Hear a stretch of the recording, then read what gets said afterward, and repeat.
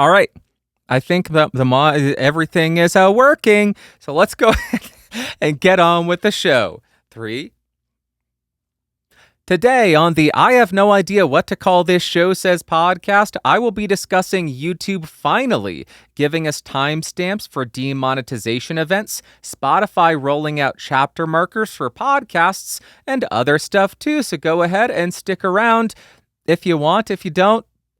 I don't care what you do. I'm not your dad. Let's start with the really great news coming out of YouTube, and this stems from a post published directly to YouTube from the YouTube Creators channel. They said, starting today, we're rolling out timestamp feedback for yellow icon monetization appeals submitted by creators who use the self-certification process. I'm interjecting here. That is a lot of caveats, a lot of descriptors, or a lot of whatevers, but it's very specific, but they are rolling it out. They continue. If your video receives a yellow icon and you request a human review, your appeal response may now include timestamps of where in the video issues appeared and/or a note indicating if the issue was with your title or thumbnail. A few things to note for monetizing creators. These timestamps will only appear if you used self-certification during the web upload flow, and these timestamps are not exhaustive. The additional context is to help you better understand where our experts found policy violations in your content. Even with this change, you are not able to make edits and resubmit for another appeal. Hopefully, the timestamps will offer greater clarity to avoid future policy violations. We know this has been a top creator request, so we hope this change helps creators avoid monetization policy violations in the future. This update is rolling out gradually over the next couple of months, and stay tuned for more updates in the future. That is really all the news we have about this update, but I think this is fantastic. As they pointed out in the post, this is a feature. This is something that content creators and YouTubers have been asking for years. Ever since demonetization became really prevalent, content creators, I keep saying, YouTubers have been begging YouTube to give them a timestamp of where a policy was violated, because it really has been a guessing game. Initially, they didn't give you any information. They just said demonetized. Then I believe a few years ago, they started including some information about which policy was violated, but you still had to guess where in the video you violated that policy if it wasn't obvious. But now they are going to roll out timestamps, which will make it incredibly easy to say, okay, I made a mistake right here.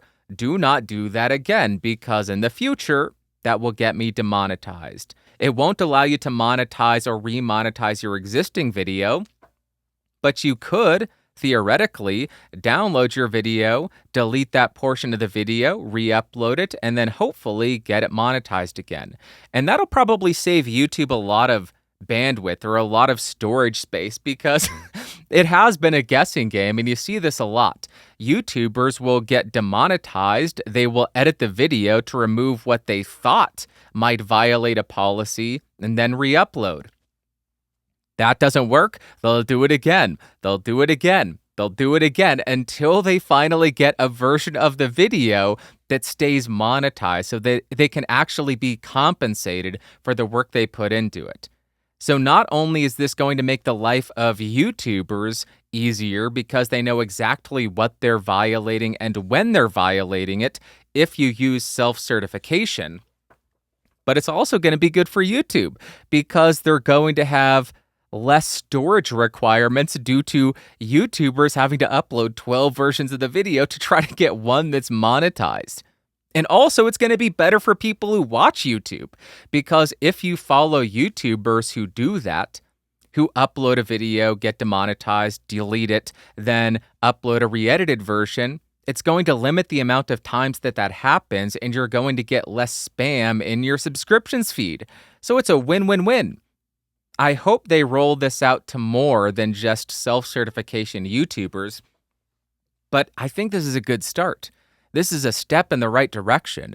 Anything that YouTube can do to be more transparent with demonetization policy or with just policy violation in general, I think is good, because it makes being a YouTuber a lot less stressful, especially if you make controversial or often demonetized videos, because instead of having to guess now you know exactly what you did wrong, and you know what to do in the future to avoid demonetization. So it should, I am saying that as a big caveat, it should theoretically make earning money on YouTube more consistent, and that makes being a YouTuber full-time or as a primary source of income a lot less stressful, a lot less nerve-wracking.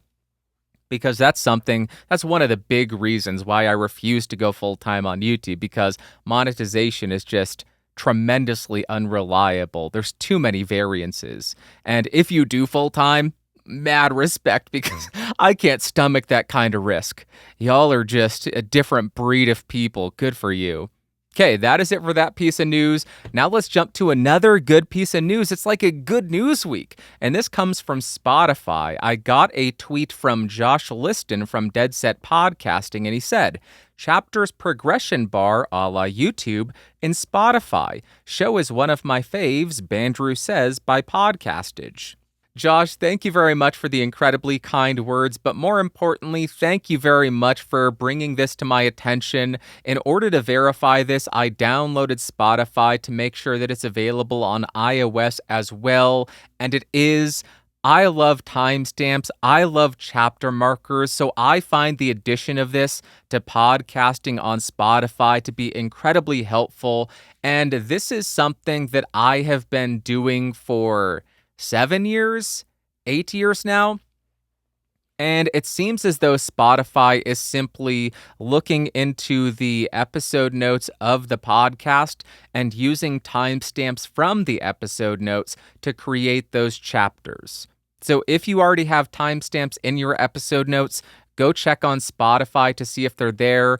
I believe that Apple Podcasts does the exact same thing. I did for a few months embed chapters into my MP3s, but it got to be a bit too much work, and nobody really uses them. Most people use these podcatchers, which do populate timestamps from the episode notes, so it was kind of a waste of my time. But as I mentioned, I love this. I love chapters. I love timestamps. I have been doing it for years for a very specific reason. If you are coming to one of my videos for a specific piece of information, I want you to get that information as quickly as possible so you can go on about your day. I hate wasting people's time. I also hate when I go to YouTube videos or podcasts that cover multiple topics or do multiple tests, and they don't include timestamps in the episode notes or description, because when I see that, I just think they're retention farming. They're just trying to trick me into watching more of their video because that is beneficial for the algorithm. I understand it. I understand why they do it, because succeeding on these platforms is incredibly difficult because they are algorithmically based, and you want to get any benefit you can within the algorithm to try to get more recommendations and in turn more views, so I get it. But as a consumer of that content, curse you. Give me the information I want as quickly as possible. Respect my time. I understand completely that by adding timestamps to my review videos, which are now 20 minutes long, and adding timestamps to this podcast directly harms the performance in YouTube. I don't care. I am making videos, I am making podcasts for people, not algorithms. I don't give a hoot what these algorithms want. I want somebody who is gracious enough to spend any amount of time watching me or listening to me. I want to respect their time. So I want them to be able to come in, get what they want, and move on. So I think this is a huge plus for Spotify. I hope this is going to be motivation for more podcasters to start including timestamps. If you're a YouTuber, you should already be doing this. Respect your audience. Don't retention farm. Don't try to bait people into watching more and more of your videos. It just feels dirty, dude. Don't you feel dirty? Don't you need to shout, oh, I'm gonna retention edit. I'm gonna do crazy jump cuts all the time. He says knowing that he does jump cuts, but that is because I am terrible at speaking and not because I am trying to make it interesting all the time.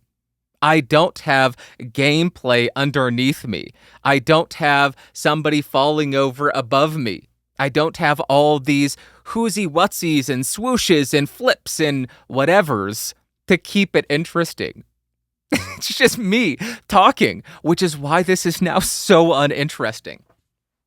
But I give you the timestamps so you can skip past it. Okay, that is it for the news. That is it for my unplanned rant there. Stop wasting my time. Give me timestamps, you scum. You're not scum. I'm just impatient, and I have better stuff to do than to watch you talk about smashing the like button and whatever else. God, I don't care. I don't care at all. It's so unbearable. All right, let's jump to what I have been testing. I am on the Shure SM7B. That's no surprise, but I am running it into a new audio interface. Full disclosure, this is a loaner from the company. The company is Heritage Audio, and this is the i73 Pro 2. The big selling point of this is it has 1073 style preamps. It has your gain on there, and then it has an output trim, so you can actually distort the heck out of these preamps. Heck yeah, dude. You can distort these 1073 preamps in this interface, and that makes me a happy camper. Thinking about it, I shouldn't be using the 7B. I should be using a microphone with a much hotter output so that I could demo that for you. If I get really loud, I shouldn't be... I actually may still be clipping. Let me roll this back. If I get super loud, I shouldn't be clipping, but I may be distorting the preamp. How cool! Okay, that's enough. So you get that. And then Heritage Audio also has some software which allows you to add DSP. It is their proprietary DSP, which allows you to add EQ and compression. And I am running the compressor right now, and I have a little bit of a high shelf at 12 kilohertz to try to open up the 7B a little bit. Oh, and a high pass filter at 50 hertz. That is what I am running. Recording 32-bit integer, which is something that is available. And 48 kilohertz. So that's what we're doing. And something else I'm doing because I found this interesting. You have 6 channels that you can capture. Channel 1 and 2 are the dry outputs for the input, and then channel 3 and 4 are the wet outputs from input 1 and 2. So you can capture both the dry and the wet and the processed version of each input, which I think is really helpful because I know that sometimes I screw up processing, but it's nice to have the option to burn it in. But then if you completely botch it, which I may do, then you can have the raw audio and then process it in post. And you do get... I'll cover all this in the review. That's what I'm using. It's fun. I like it. I'm enjoying it so far. Been using it for my monitor. I'm using the pre-launch software, and I've run into a few quirks, so I'm going to have to see if that is resolved with the update. I'm going to have to send this to them and say, hey, what's going on with this issue, see if it's resolved, and I'll cover all of this in my review, which will be coming sometime in the future. I want to spend a bit more time with this and really get to know it and put it through its paces, because on the cover, on the face, it seems awesome. I love 1073 pre's. I love having the ability to overdrive a preamp, and this does that in an interface. Fits my bill, and then you get DSP. Pretty cool. All right, let's jump to what you had to say. First comment comes from Urshad88. He says, Thanks for the great content as always. Quick question. Why are you so keen on getting the Shure interface to work? If you're looking for something small, portable, and can be an interface but can also record to an SD card and 32-bit float, try the Zoom F3. Unless I missed your reasons for particularly wanting to use the Shure. Have a great week, Bandrew. Urshad, thank you very much for the comment, and thank you very much for bringing the F3 to my attention. I have never used the F3, so I cannot speak to how it performs. I think it is a popular device because it is relatively affordable. It is $300, and it offers a couple of XLR inputs, if I remember correctly, and 32-bit float, all features people like.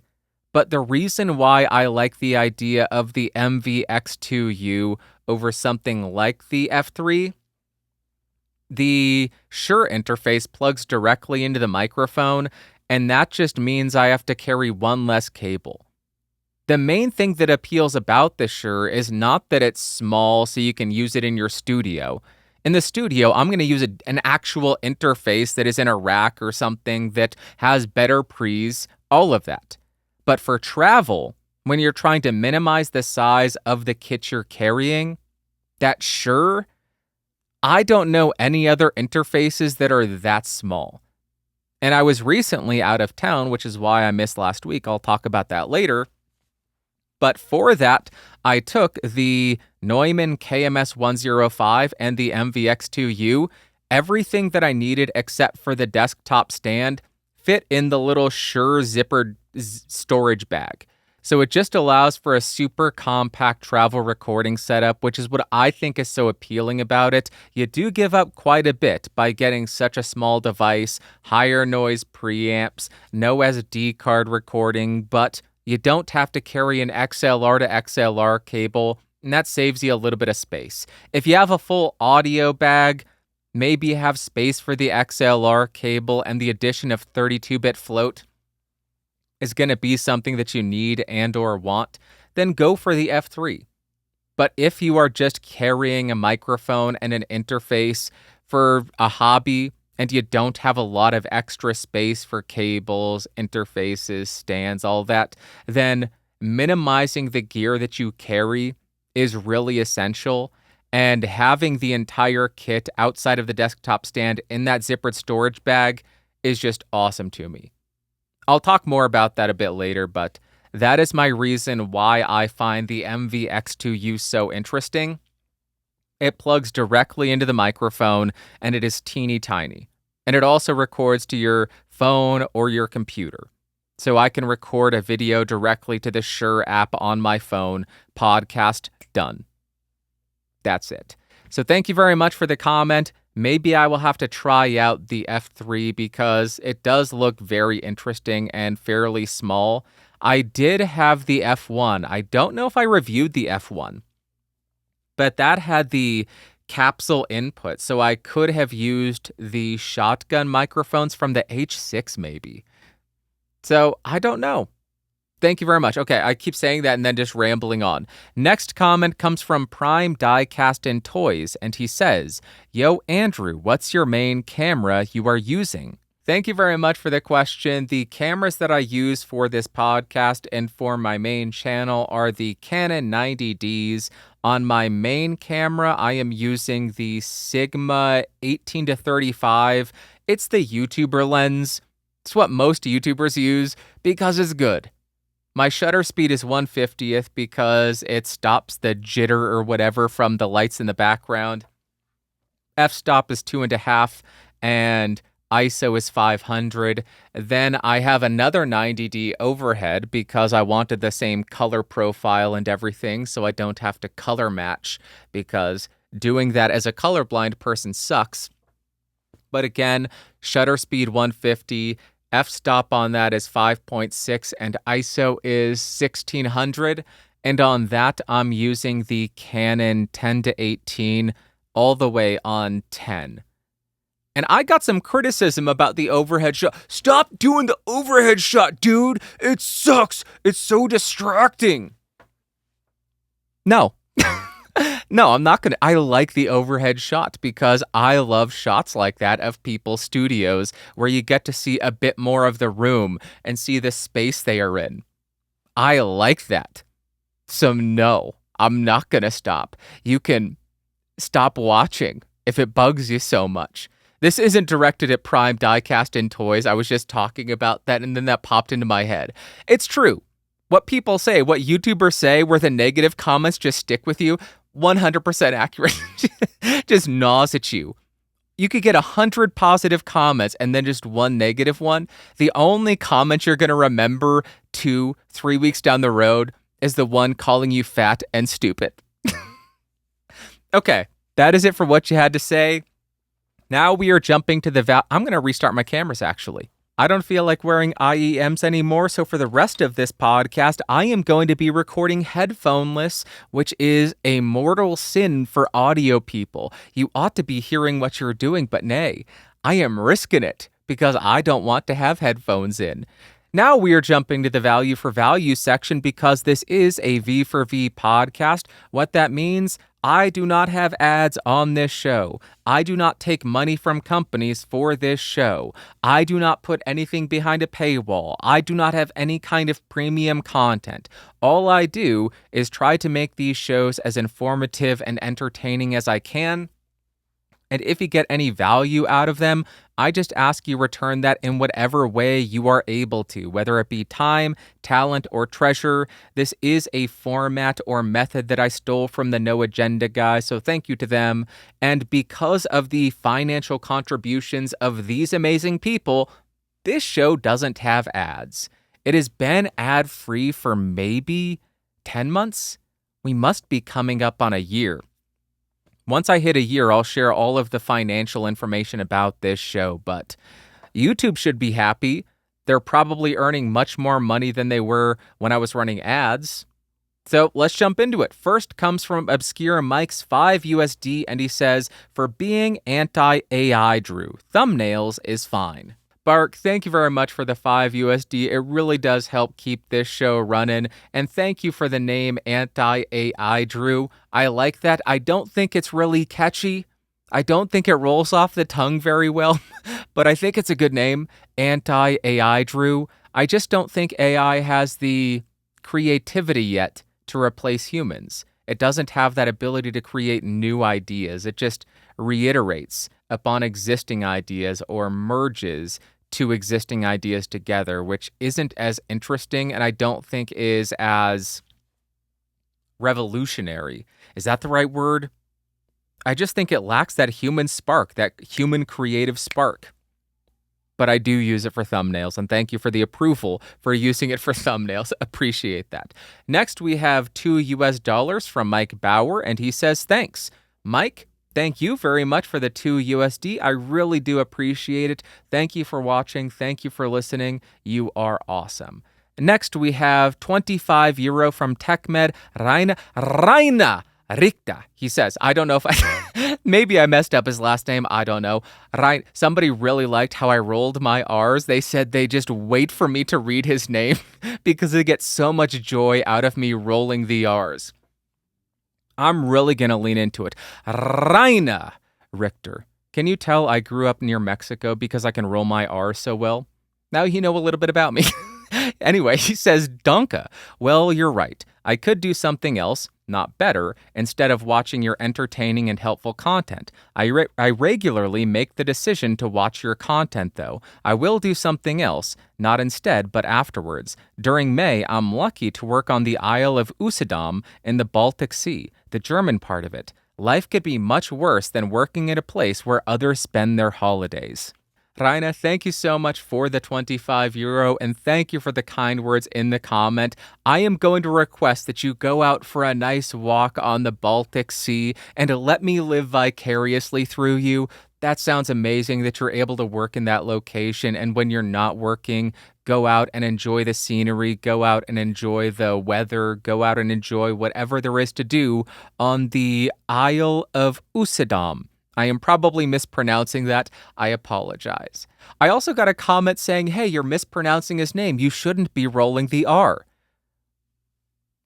I got feedback saying I needed to roll the R. So I'm going to keep doing it, especially knowing that it brings somebody joy. Just hearing me say, Raina. It's fun to say. I promise you that. Give it a shot. Try Rainer. That's not fun. Raina. That is so much more fun. Try it. All right.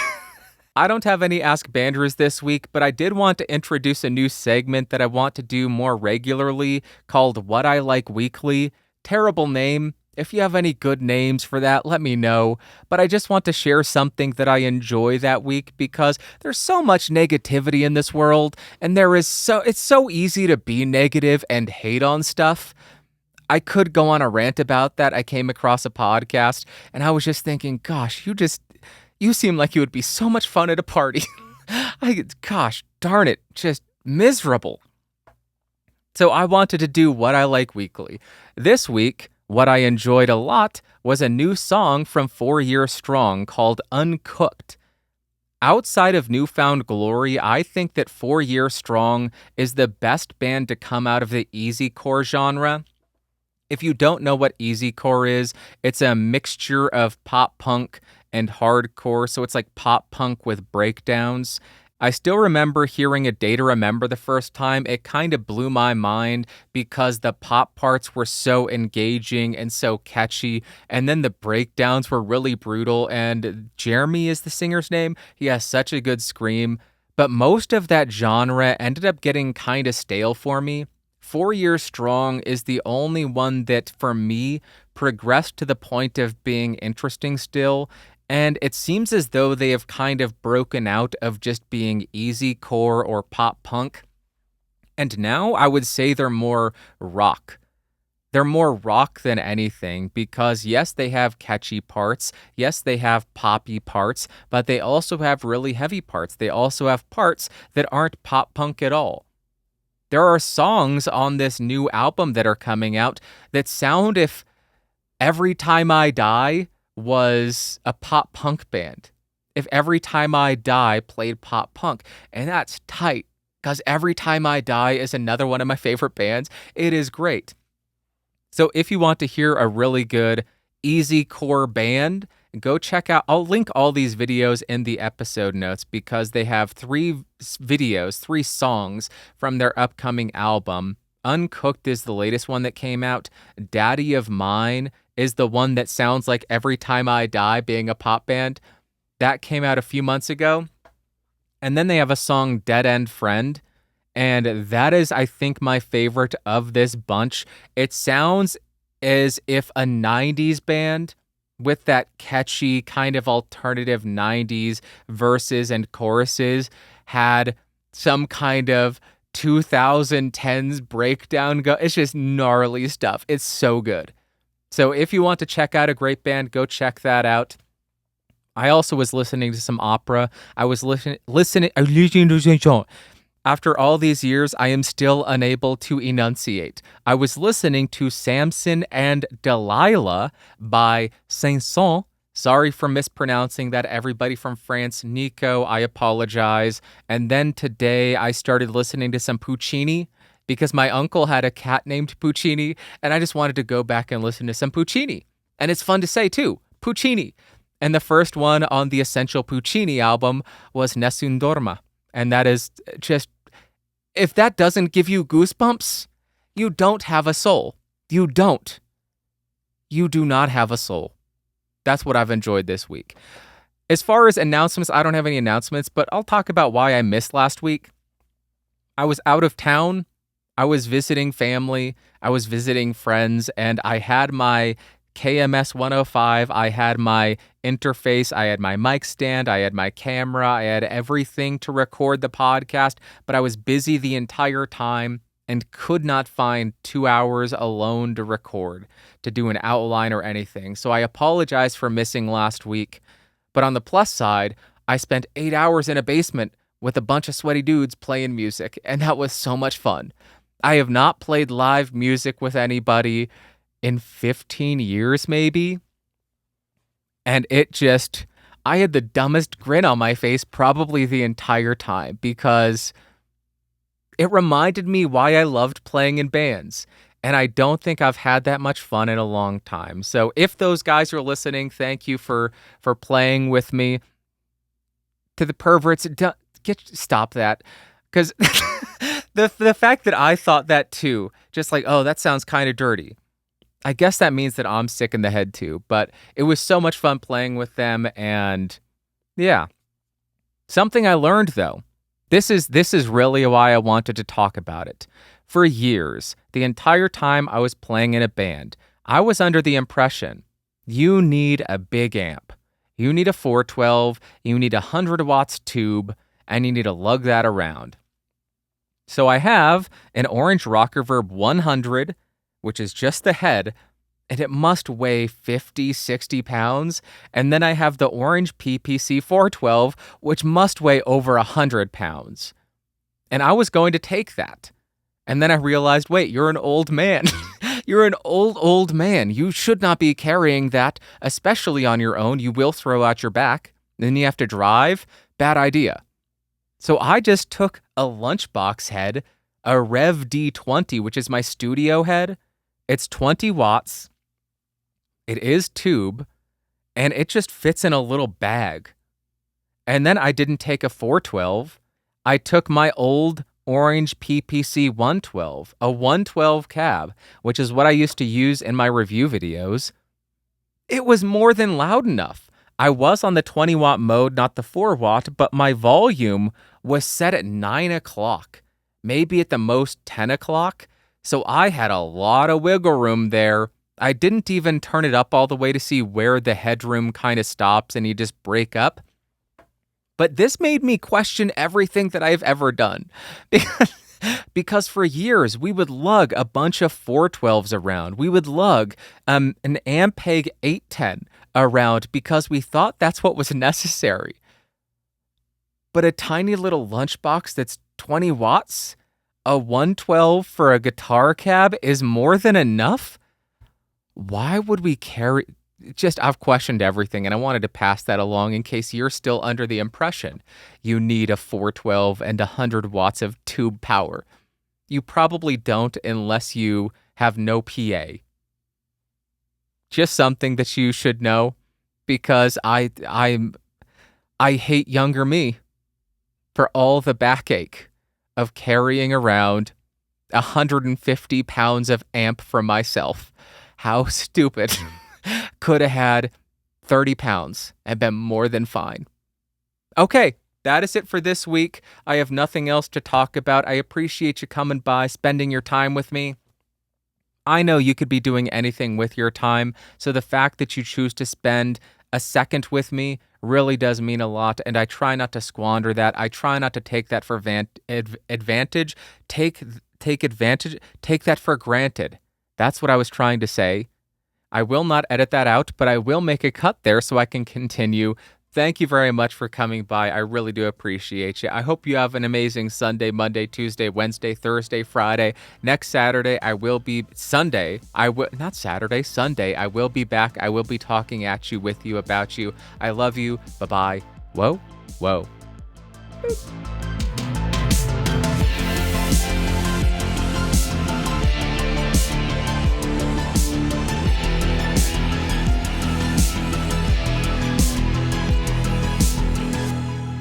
This has been a Geeks Rising production.